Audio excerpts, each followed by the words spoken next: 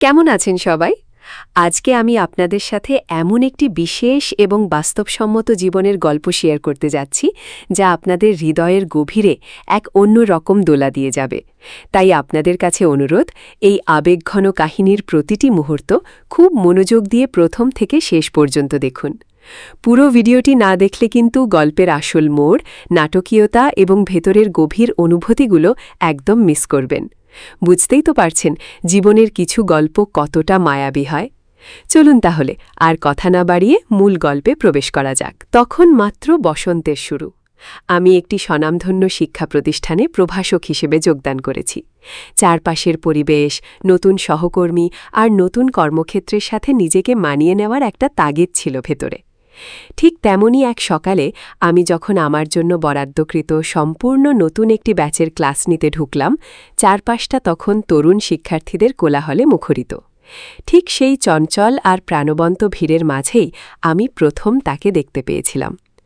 তখনও আমি বিন্দুমাত্র টের পাইনি যে প্রথম দেখাতেই আমার অবচেতন মন হাজারো মানুষের ভিড় থেকে তাকে আলাদা করে চিনে নেবে, নিজের অজান্তেই তাকে হৃদয়ে স্থান দেবে। সে ক্লাসের আর 5টা সাধারণ শিক্ষার্থীর মতোই মাঝের একটি বেঞ্চে শান্ত হয়ে বসেছিল। তার পরনে ছিল সাধারণ পোশাক, কিন্তু তার বসার ভঙ্গি, তার চোখের গভীর স্থিরতা এবং চারপাশের কোলাহল থেকে নিজেকে দূরে রাখার এক অদ্ভুত চাহনি আমাকে প্রথম মুহূর্তেই এক তীব্র আকর্ষণে টেনে নিয়েছিল। বোর্ডে চকের টুকরো দিয়ে লিখতে লিখতে যখনই আমি পেছনের দিকে ঘুরে তাকাতাম, দেখতাম সেই শান্ত চোখ দুটি অপলকভাবে আমার দিকেই স্থির হয়ে আছে। আমি তড়িঘড়ি করে মুখ ঘুরিয়ে নিতাম, নিজের পাঠদানে মনোযোগ দেওয়ার ভণ্ডামি করতাম। কিন্তু ততক্ষণে যা হওয়ার তা হয়ে গেছে। আমার বুকের ভেতর কেমন যেন এক অদ্ভুত অচেনা কম্পন জেগে উঠত, যা আমি আগে কখনো অনুভব করিনি। আমি ক্লাসরুম থেকে বের হয়ে নিজের টেবিলে বসে নিজেকে বোঝাতাম, ধমক দিতাম, ভাবতাম, নীলিমা, তুমি একজন শিক্ষক। শিক্ষক হিসেবে তুমি হয়তো একটু বেশিই বাড়াবাড়ি করছো। ক্লাসে শত শত ছাত্রছাত্রীর ভিড়ে সবসময়ই এমন কাউকে একটু বিশেষ বা আলাদা মনে হতেই পারে। এটা সাময়িক মোহ ছাড়া আর কিছুই নয়। কিন্তু মন কি আর এত সহজে যুক্তি মানে? যতবারই আমি ওই নির্দিষ্ট ক্লাসে যেতাম, ততবারই খেয়াল করতাম আমার চোখ দুটো আমার নিজের নিয়ন্ত্রণ হারিয়ে অজান্তেই সেই চেনা মুখের দিকে চলে যাচ্ছে। আমি নিজেকে বারবার শাসন করতে চাইতাম, বলতাম, আমার পদমর্যাদা, আমার দায়িত্ব আমাকে এই ধরনের অনুভূতির অনুমতি দেয় না। কিন্তু মানব হৃদয় কি কখনো সমাজের তৈরি করা নিয়ম আর শৃঙ্খলের তোয়াক্কা করে? সে বারবার আমার অবাধ্য হয়ে আমাকে মনে করিয়ে দিচ্ছিল যে আমি আর আমার সেই আগের সাধারণ শান্ত অবস্থায় নেই। ধীরে ধীরে দিন যত গড়াতে লাগল, আমি বুঝতে পারলাম সে শুধু পড়াশোনাতেই মেধার স্বাক্ষর রাখছে না, বরং তার ব্যক্তিত্বের ভেতরে এক ধরনের নীরব, গম্ভীর আকর্ষণ আছে, যা কোনো শব্দ ছাড়াই আমাকে প্রতিটা মুহূর্তে এক অদৃশ্য সুতোয় ছুঁয়ে যাচ্ছিল। সেদিন ছিল সপ্তাহের শেষ দিন। বিকেলের দিকে ক্লাসের সবাই একে একে বেরিয়ে যাচ্ছিল।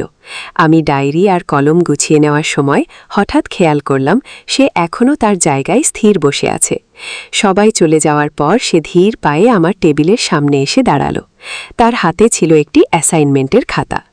অত্যন্ত মৃদু এবং মার্জিত কণ্ঠে সে বলল, ম্যাডাম, যদি কিছু মনে না করেন, আপনার সাথে কি একটু কথা বলা যাবে? আমি কিছুটা চমকে উঠে তার দিকে তাকালাম।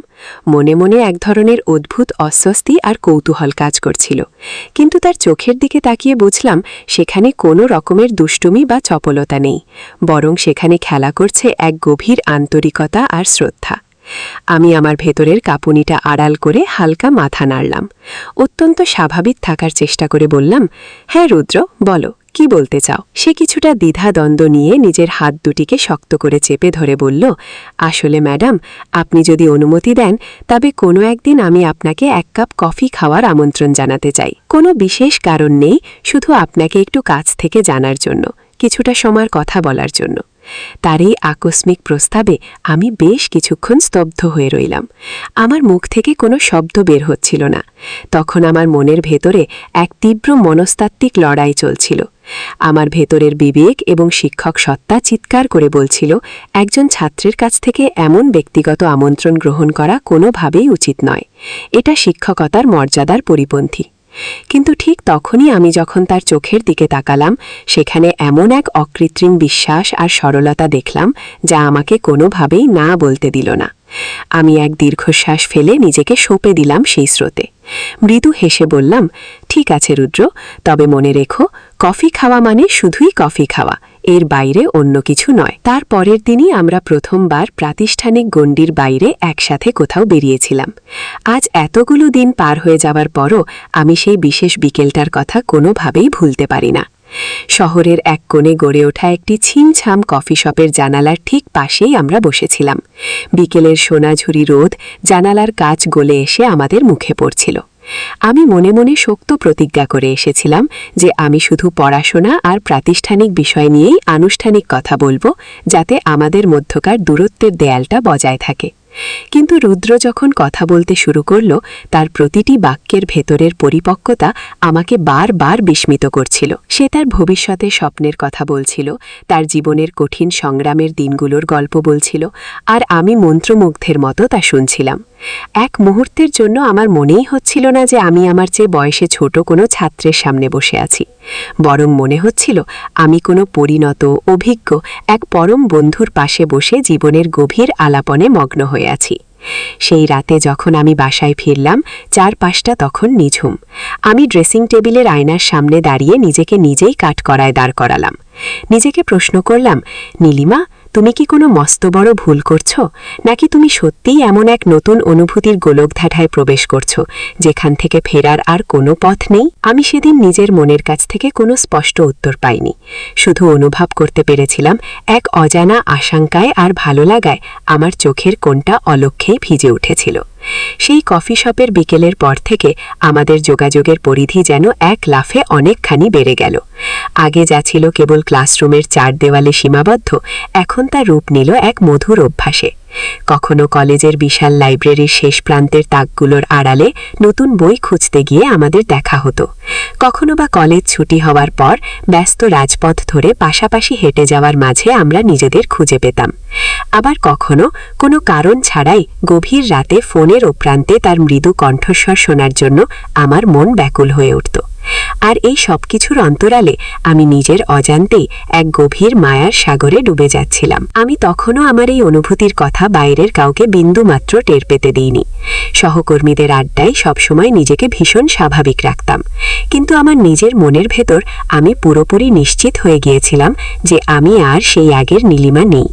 আমার পাথরের মতো শক্ত হৃদয় ইতিমধ্যেই সেই তরুণ ছাত্রটির সরলতার কাছে সম্পূর্ণ হেরে গেছে। মাঝে মাঝে আমার ভেতরের বিবেক যখন আমাকে তীব্র দংশন করত, তখন আমি কঠোর হওয়ার চেষ্টা করতাম, উদ্দেশ্য প্রণোদিতভাবে তাকে এড়িয়ে চলতাম। কখনো ক্লাসে তার দিকে তাকিয়ে বিনা কারণে রাগ দেখাতাম, কখনো বা পড়াশোনার অজুহাতে তার সাথে অতিরিক্ত কড়াকড়ি করতাম। কিন্তু দিন শেষে আমার সমস্ত রাগ, সমস্ত দেয়াল তার সেই মায়াবী, নরম আর শান্ত দৃষ্টির সামনে এক মুহূর্তে বরফের মতো গলে জল হয়ে যেত। এমনই এক মেঘলা দিনে আমরা দুজনে ক্যাম্পাস থেকে বেরোচ্ছিলাম। ঝিরঝির করে বাতাস বইছিল। সে হঠাৎ আমার পথ আগলে দাঁড়িয়ে অত্যন্ত বিনীতভাবে বলল, ম্যাডাম, আপনাকে একদিন আমি আমার বাড়িতে সাদর আমন্ত্রণ জানাতে চাই। আমার মা বাবা আপনার কথা অনেক শুনেছেন এবং আপনাকে ভীষণ সম্মান করেন। তারা আপনাকে একবার সামনাসামনি দেখার জন্য খুব ইচ্ছা প্রকাশ করেছেন। তার এই আকস্মিক আমন্ত্রণ শুনে আমি মাঝপথেই থমকে দাঁড়িয়ে গেলাম। আমার মাথা ঝিমঝিম করে উঠল। আমি ভাবতে লাগলাম, এভাবে একজন ছাত্রের পরিবারে যাওয়াটা কি ঠিক হবে? লোক সমাজ যদি জানতে পারে, তবে তারা কি ভাববে, কি বলবে আমাকে নিয়ে? কিন্তু ঠিক তখনই আমি যখন রুদ্রর চোখের দিকে তাকালাম, সেখানে দেখতে পেলাম এক পরম পবিত্র স্বাভাবিকতা। কোনো রকমের কুৎসিত উদ্দেশ্য বা মলিনতা সেখানে ছিল না, ছিল কেবল এক নিটোল আন্তরিক আহ্বান।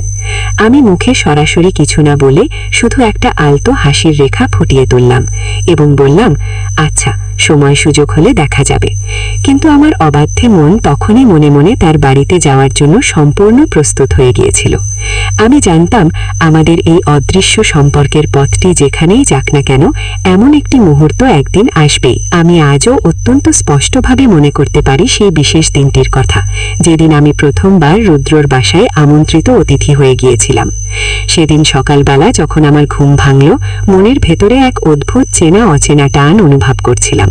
মনে হচ্ছিল এটা কোনো সাধারণ মধ্যাহ্নভোজের দাওয়াত নয়, বরং এতদিন ধরে আমাদের মনের গভীরে যে অদৃশ্য ও নামহীন পথটি তৈরি হচ্ছিল তা আজ এক সম্পূর্ণ নতুন বাঁক নিতে চলেছে।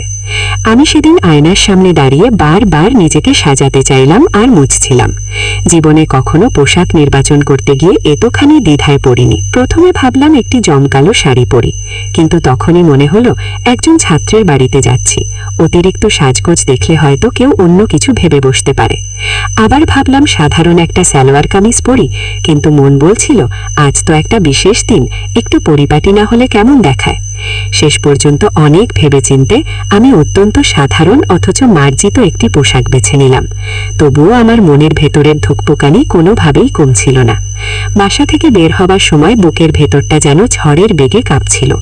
রিকশায় বসে যেতে যেতে আমার বারবার মনে হচ্ছিল চারপাশের চেনা পৃথিবী, চেনা মানুষ, এমনকি রাস্তার ধারের গাছগুলো যেন আজ এক অদ্ভুত দৃষ্টিতে আমার দিকেই তাকিয়ে আছে। আমি নিজেকে বারবার যুক্তি দিয়ে বোঝাচ্ছিলাম, নীলিমা শান্ত হও, এটা স্রেফ একজন মেধাবী ছাত্রের পক্ষ থেকে তার শিক্ষিকা। ঠিক তখনই রুদ্র আমার খুব কাছাকাছি এসে অত্যন্ত নরম এবং আবেগঘন কণ্ঠে বলল, ম্যাডাম, আমি খুব ভালো করেই জানি আপনি এই মুহূর্তে কতটা মানসিক দ্বিধাদ্বন্দ্ব আর ভয়ের মধ্যে দিয়ে যাচ্ছেন, কিন্তু আমি আজ আপনাকে শুধু একটাই কথা বুক ঠুকে বলতে চাই।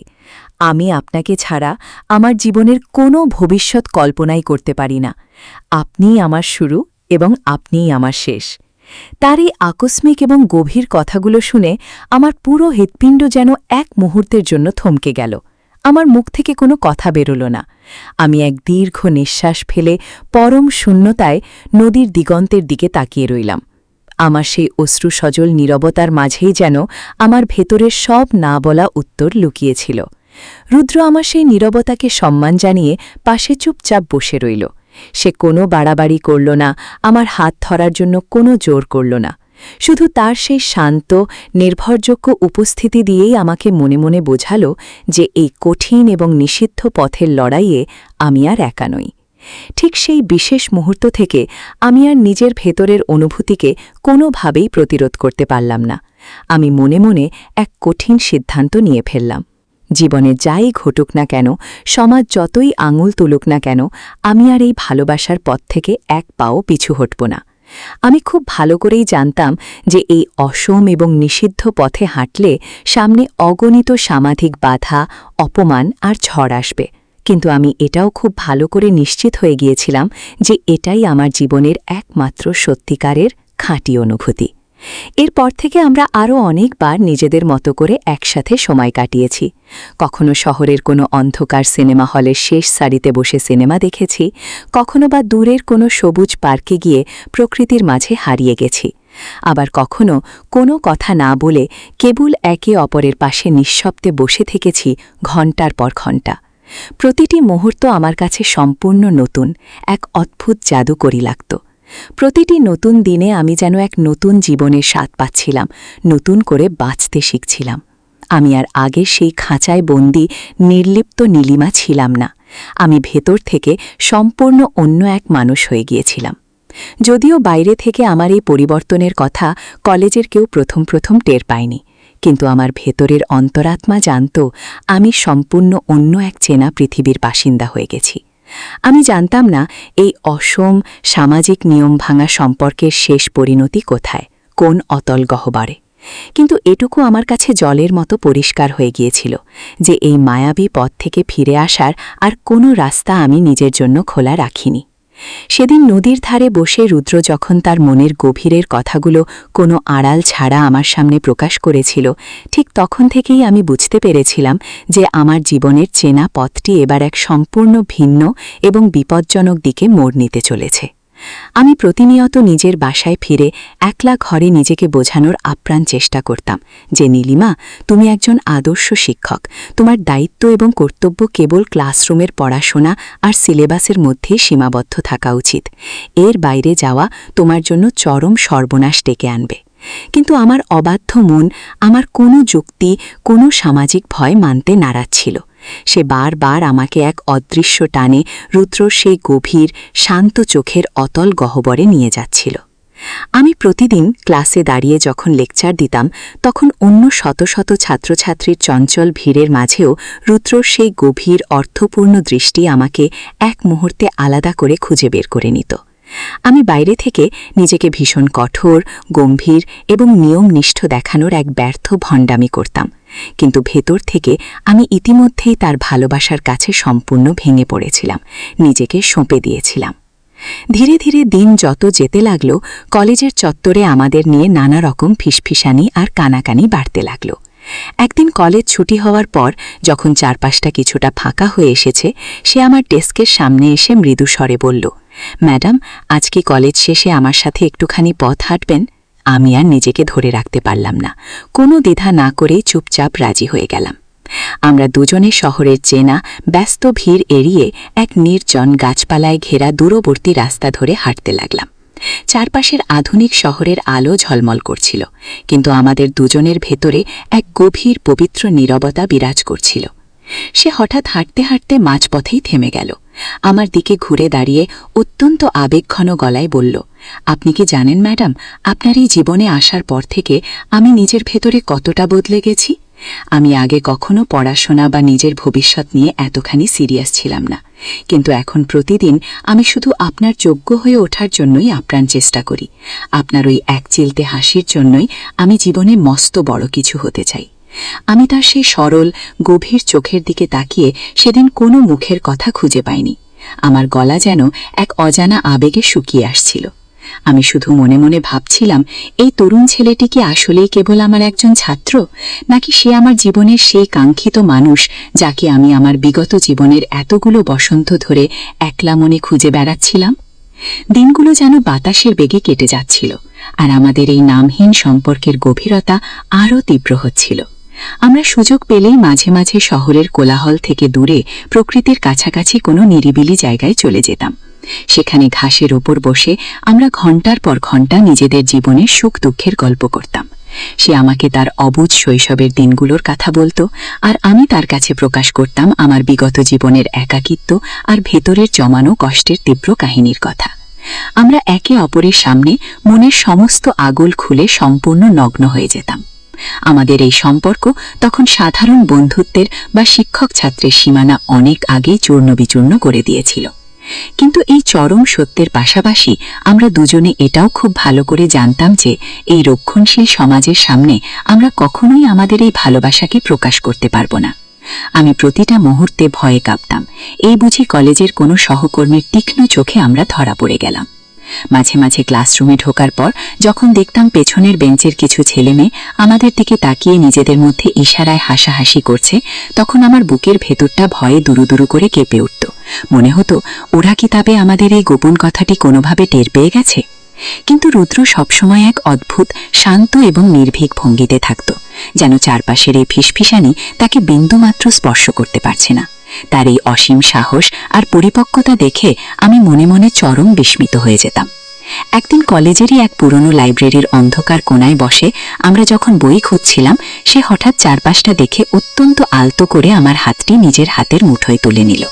আমার চোখের দিকে তাকিয়ে পরম আশ্বাসে বলল, নীলিমা, তুমি এই মিথ্যে ভয়ের খাঁচায় বন্দী হয়ে নিজেকে শেষ করে দিও না। আমি সবসময় তোমার পাশে আছি। এই পৃথিবীর কোনো ঝড় আমাদের আলাদা করতে পারবে না।